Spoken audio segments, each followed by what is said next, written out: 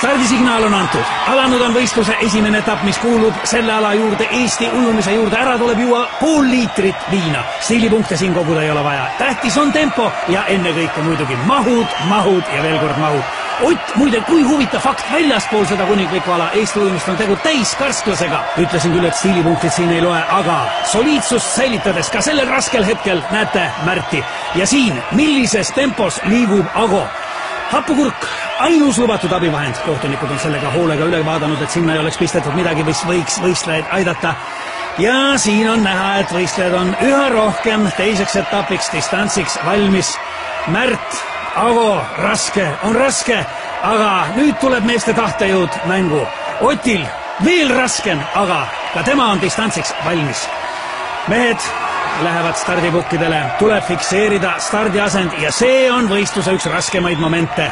Võiks öelda, see ongi kogu jõukatsumise üks võtmehetki. Väga paljud on pidanud alla vanduma just selles faasis, aga nemad ei ole ka finaalis. Siin on ju 4 kõige kangemat, aga ka neil on raskusi. Kus on pukk? Kuhu minna? Ei ole kätes seda jõudu, ei ole jalgadeski. Aga tuleb minna.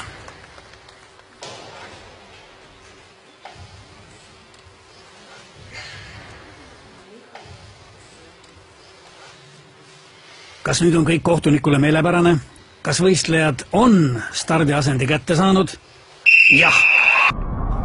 Kõlas vahestardisignaal. Väike hetk peataolekut, aga juba favoriit kogub ennast ja asub teele võidu suunas. Ago samal ajal stardipukilt lahkumata on mees põrandal ja see jäi tema viimaseks stardiks. Võistlus aga kestab. Märt kokkupuutel veega uppus tema, võib-olla isegi enne. Indrek, suurmeister on startinud väga võimsalt, tõsi küll, suund ei ole päris see, mis ta olema peaks, aga see ei kahanda tema soorituse väärtust, soorituse sära. Taamal on näha, et üllatuslikult on rajal veel Ott Tartust, kes ujub koera, aga kuidas? Samal ajal publik elab kaasa ja mida me näeme?